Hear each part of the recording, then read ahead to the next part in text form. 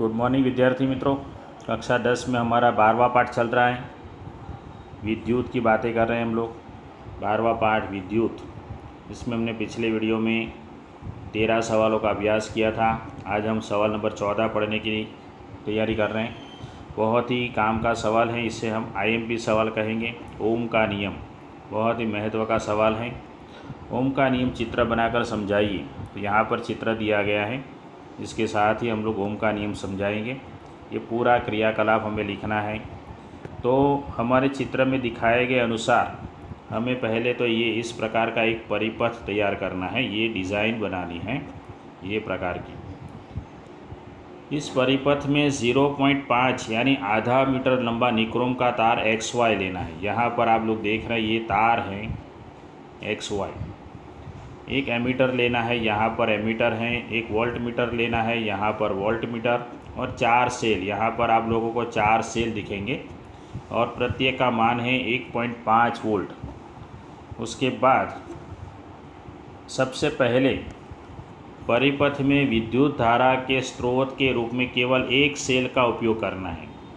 एक सेल का उपयोग करेंगे। परिपथ में निक्रोम तार XY से प्रवाहित होने वाली विद्युत धारा के लिए एमीटर का पाठ्यांक I और तार के 2 सिरों के बीच विभवांतर के लिए वोल्ट मीटर का पाठ्यांक V लीजिए। तो यहाँ पर हमें I और V का मान यहाँ पे रखना है। I और V का मान यहाँ पे रखेंगे, यहाँ पर और यहाँ पर। आगे चलते हैं। उसके बाद हमें इसके पश्चात हमें 2 सेल लेने हैं। 2 सेल लेने के बाद फिर से हमें विद्युत धारा और विभवांतर दोनों का माप एमीटर और वोल्ट मीटर के द्वारा हमें नोट करना है, नोट कीजिए। उसके बाद हमें 3 सेल लेने हैं, फिर 4 सेल लेने हैं और विभवांतर V तथा विद्युत धारा I के प्रत्येक युगल के लिए V/I का परिकलन कीजिए तथा V तथा I के बीच ग्राफ खींचिए और ग्राफ की प्रकृति का परीक्षण कीजिए। अब हमें ये कोष्टक बनाना है। कोष्टक में ध्यान रखिए कैसे करेंगे। हम यहाँ पर पहला सेल लेंगे तो 1.5 वोल्ट, दूसरा सेल लेंगे 2 सेल लेंगे तो 3.0, 4 सेल लेंगे तो 4.5, यहाँ पर इकाई आएगा वोल्ट, और 4 सेल लेंगे तो 6.0। ये आप लोगों को लिखना है। तो जब हम पहला सेल लेते हैं तो हमें धारा का मान मिलता है 0.1 एम्पियर। दूसरा 2 सेल लेते हैं तो 0.2 एम्पियर, फिर 0.3 एम्पियर। ये आप लोगों को आंसर में लिखना है नोटबुक के अंदर, ये पूरा बॉक्स जो अभी लिखा जा रहा है। उसके बाद हम V/I करेंगे, यानी कि ये 1.5 जो है V उसके बटे I करेंगे तो हमें मिलेगा 15। यहाँ पर भी 15 और यहाँ पर भी 15 और यहाँ पर भी। तो ये हमें मान एक समान मिल रहा है, उसी मान को हम कहेंगे R। तो ये आप लोगों को लिखना है। उसके बाद आगे चलते हैं। इस क्रियाकलाप में हमने देखा कि V/I का लगभग एक ही मान प्राप्त होता है, 15 हमने देखा। और इसका हम ग्राफ बनाएंगे, इस प्रकार से ग्राफ बनाएंगे। तो मूल बिंदु से गुजरने वाली एक सरल रेखा मिलेगी। यह मूल बिंदु है, वहाँ से गुजरने वाली एक सरल रेखा मिलेगी और इस प्रकार V/I का एक नियत अनुपात मिलता है। 1827 में जर्मन भौतिक विज्ञानी जॉर्ज साइमन ओम ने किसी धातु के तार में प्रवाहित विद्युत धारा I तथा उसके सिरों के बीच विभवांतर में परस्पर संबंध का पता लगाया। इसीलिए उसके नाम के आधार पर ही इसे ओम का नियम कहा गया। एक विद्युत परिपथ में धातु के तार के 2 सिरों के बीच विभवांतर उसमें प्रवाहित होने वाली विद्युत धारा के समानुपाती होता है, परंतु तार का ताप समान रहना चाहिए। इसे हम ओम का नियम कहते हैं। तो ये हो गया हमारे लिए ओम का नियम। ये जितनी हम वोल्टेज रखेंगे उतने उसके अनुपात में ही हमें विद्युत धारा प्राप्त होती है। यहाँ तक हमें ये आंसर लिखना होता है, यहाँ तक, ठीक है। आगे चलते हैं। हमारे पास नया सवाल है कि 15 नंबर, ओम का नियम लिखकर प्रतिरोध का SI मात्रक परिभाषित करने के लिए वह कैसे उपयोगी है समझाइए। ओम का नियम लिखकर, तो यहाँ पर हमारे पास यहाँ से लिखेंगे R एक नियतांक है जिसे तार का प्रतिरोध कहते हैं। किसी चालक का यह गुण है कि वह अपने में प्रवाहित होने वाले आवेश के प्रवाह का विरोध करता है। प्रतिरोध का SI मात्रक है ओम, और इसे हम इस चिन्ह से निरूपित कर सकते हैं। तो ओम के नियम के अनुसार R बराबर V/I। यदि किसी चालक के दोनों सिरों के बीच विभवांतर 1 वोल्ट है और उसमें 1 एम्पीयर विद्युत धारा प्रवाहित होती है, तो उस चालक का प्रतिरोध होगा 1 ओम। 1 ओम का ये सूत्र हो गया 1 वोल्ट/1 एम्पीयर। तो यहाँ तक हमें लिखना होता है, यह आंसर यहाँ तक लिखेंगे। आगे चलते हैं 15 के बाद 16 नंबर, प्रतिवर्ती प्रतिरोध किसे कहते हैं और धारा नियंत्रक किसे कहते हैं। 16 और 17 नंबर के सवाल की तरफ चलते हैं। यहाँ पर देखते हैं प्रतिवर्ती प्रतिरोध।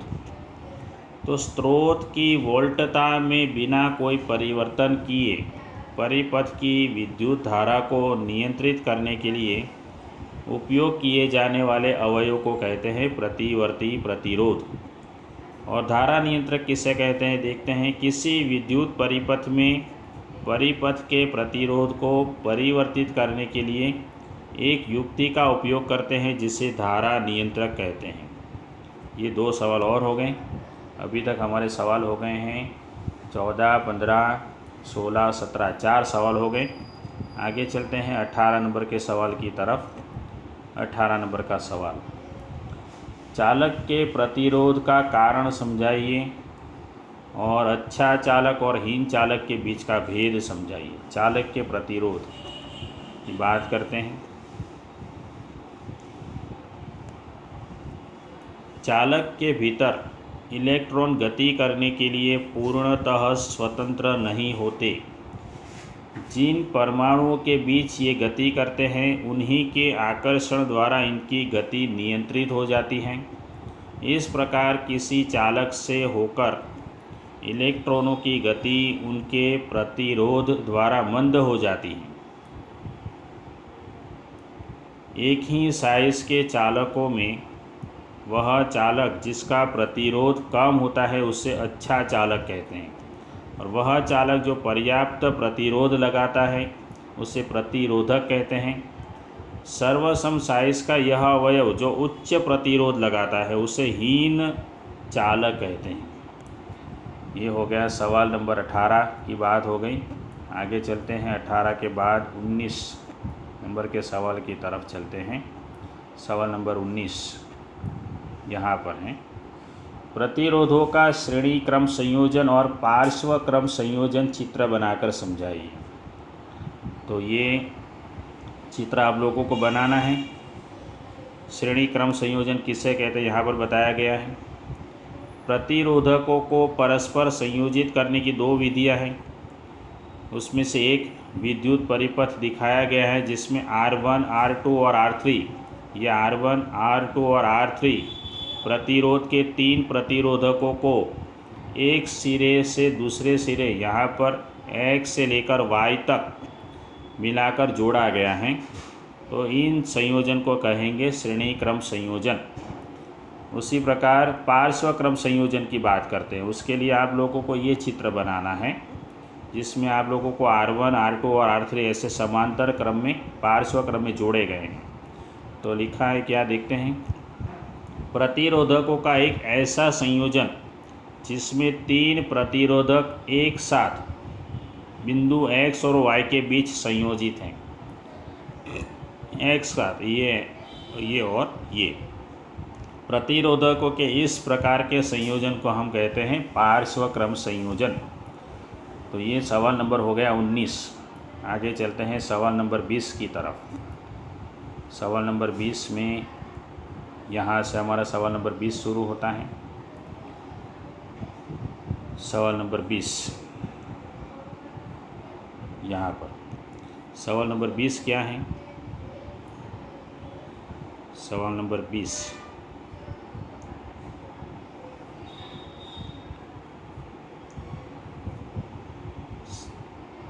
इसमें सवाल ये होगा कि श्रेणी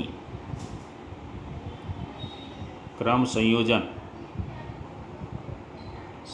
संयोजन का सूत्र।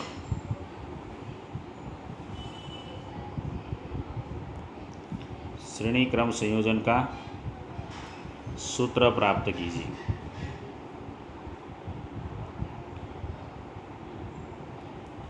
ये सवाल नंबर 20 यहाँ पे मिलेगा। क्रियाकलाप 12.5।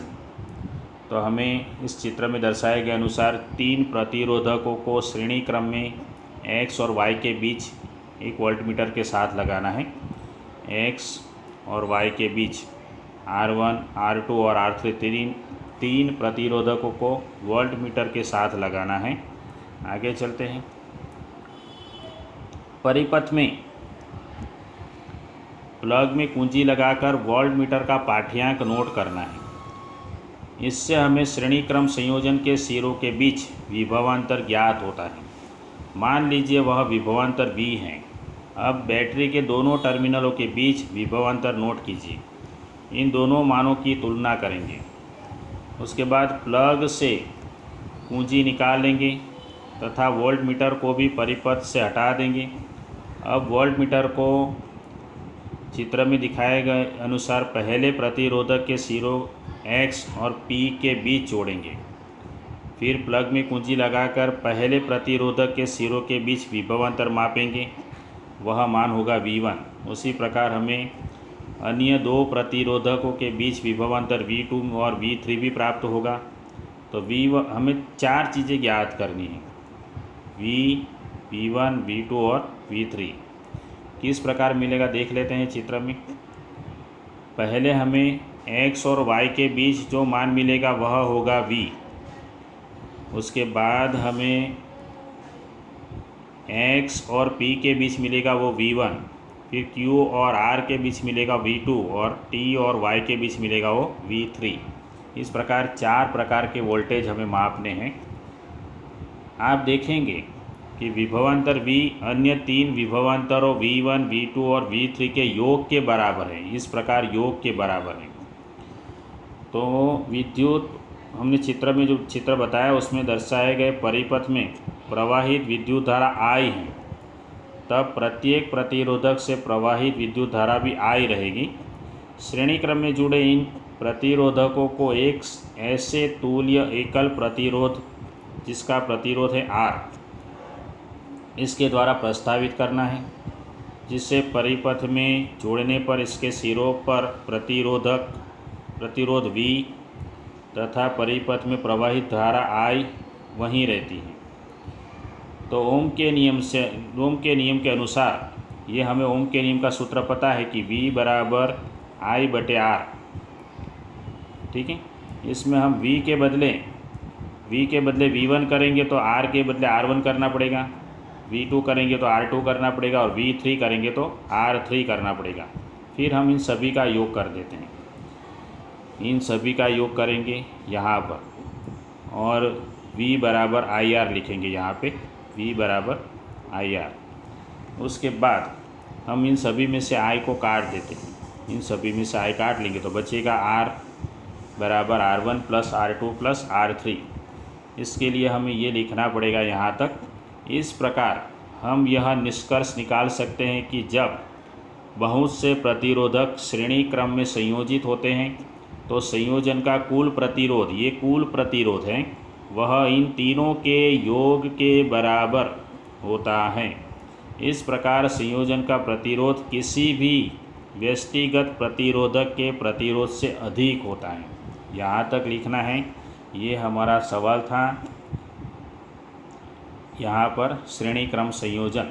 ठीक है, 20 नंबर का सवाल था, याद कीजिए। अब 21 नंबर के सवाल की तरफ चलते हैं। 21 नंबर का सवाल पार्श्व क्रम संयोजन की बात करेंगे। यहाँ पर हम लोग सवाल नंबर 21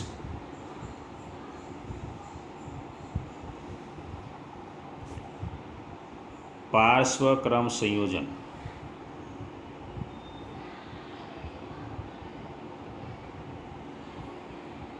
पार्श्व क्रम संयोजन का सूत्र। ठीक है, ये हमारा सवाल हो गया 21 नंबर का, नोट कर लेना आप लोग। तो इसमें हमें R1, R2 और R3 को पार्श्व क्रम में रखना है। देखते हैं, 3 प्रतिरोधक R1, R2 और R3, इसको पार्श्व संयोजन XY में रखेंगे। फिर चित्र में दर्शाए गए अनुसार इस संयोजन में एक बैटरी, एक कुंजी और एक एमीटर लगाएंगे, और पार्श्व क्रम में हमें एक वोल्ट मीटर भी लगाना है। फिर प्लग में कुंजी लगाइए तथा एमीटर का पाठ्यांक नोट करेंगे। तो मान लीजिए विद्युत धारा का मान है I। फिर वोल्ट मीटर का पाठ्यांक भी नोट करेंगे, वह होगा V। उसके बाद प्रत्येक प्रतिरोधक के सिरों के बीच विभव अंतर V होता है। और उसके बाद ये तो हमारे लिए काम नहीं है, आगे चलते हैं।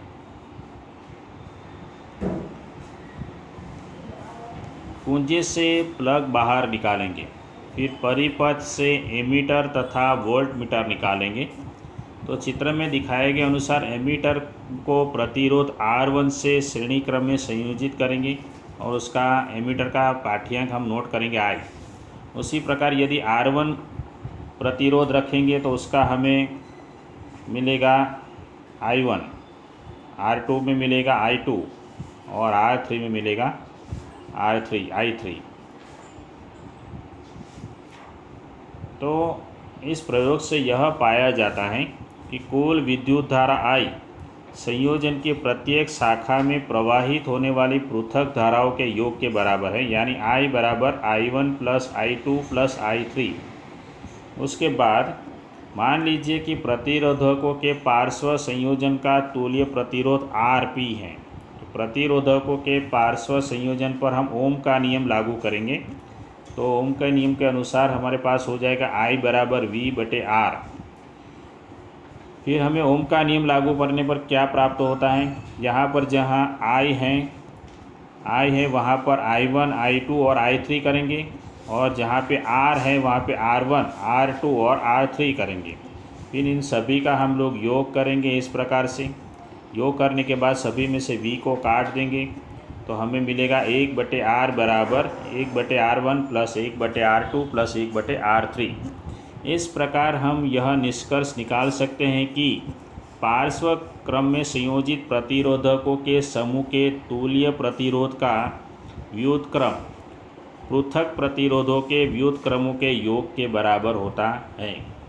तो यहाँ तक ये आंसर होगा। तो सवाल हो गए 21। आज आप लोगों को सवाल नंबर 14 से लेकर 21 तक आंसर लिखने हैं। ठीक है, 14 से 21 यानी 8 सवाल के जवाब हो गए। फिर अगले वीडियो में हम लोग आगे पढ़ने वाले हैं, यहाँ पर विद्युत धारा का तापीय प्रभाव पढ़ेंगे। अगले वीडियो में इसकी बात करेंगे। तो मिलते हैं अगले वीडियो में।